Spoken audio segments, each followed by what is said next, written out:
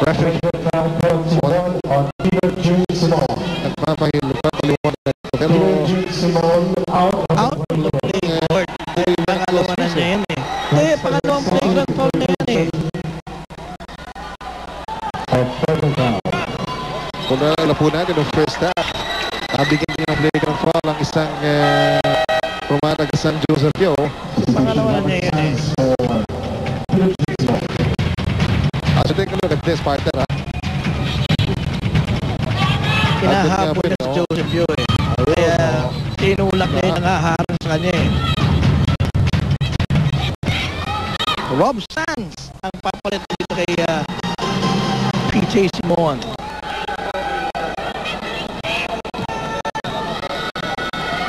So itong dalawang kumpana ito, partner, yung kanilang mga bagong players nagre-deliver na nila dito sa ball team nito. Hindi naman basta-basta itong si Christian Coronel eh. Christian man sa Coronel ang ugali. Alright. We're approaching the 2-minute mark ng ating third quarter. At 11-point lead para sa Santa Lucia, 71-60. And Christian Coronel again. Another 3 points at the Christian Coronel. Onsa na din sa ating ball game. At release ng bata ito ang ganda pa. Fluid na fluid ito si Chris. Wala ito is wala ito. Ito si Christian Coronel. Ang team itong si Christian Coronel sa amateurs eh. No? And probably mga iba nakalimutan na nga siya eh. Oo. At isa talaga rin ako doon sa mga nagtataka kung bakit si Christian Coronel late na late kasama dito eh. Kasama dito pagkat naniniwala tayo sa kakainan ng bata niya. Samantala, Chico Lega, very good time. Pero humalik lamang yung bola sa laring na ring. Maganda ang class niya nila.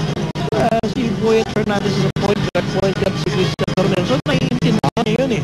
Yung value ng point guard eh.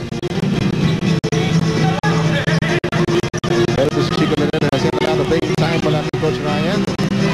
Always shot well Salvador against Mario Aquino. 6 points para kay Salvador. Pero panakakaan lang itong tikada ng Pure Punch. 12 pa rin ang banda ng Santa Lucia. 74-62 with a minute and 10 remaining sa third quarter.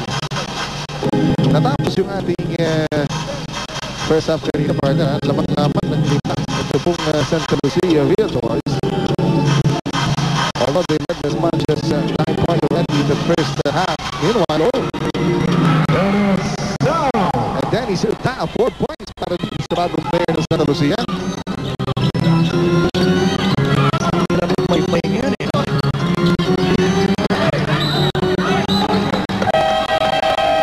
Subukan pa rin dito sa Bearfoots. Alright.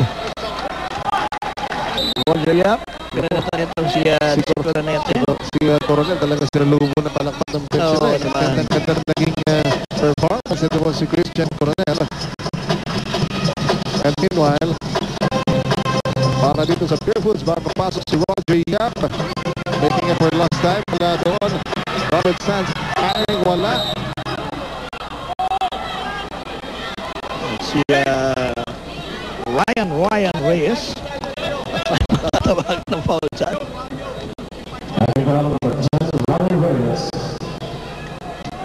So ito po si John Dan Salvador.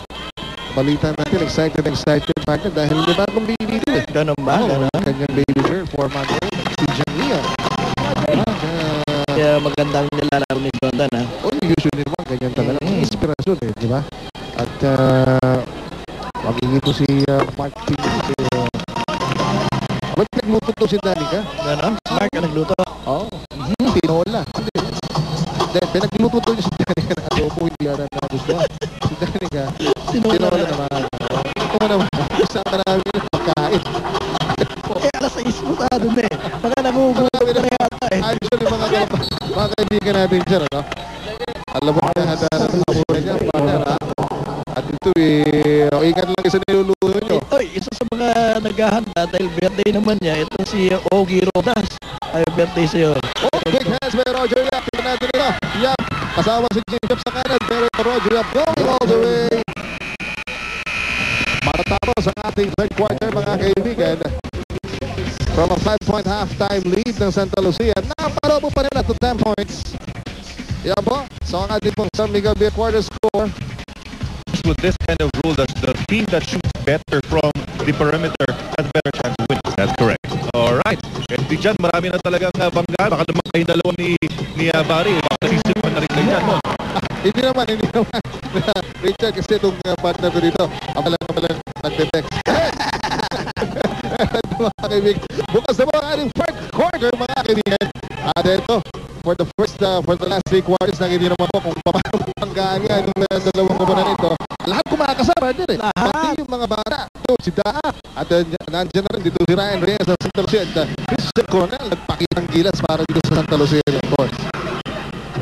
And then, ang pinabansin ni Richard at ni Coach Rama Black, yung talagang ma-adjust ng gusto dito sa ating, well, pinapagitan ng mga rules, but, well, hindi naman talaga rule change partner na Hindi naman.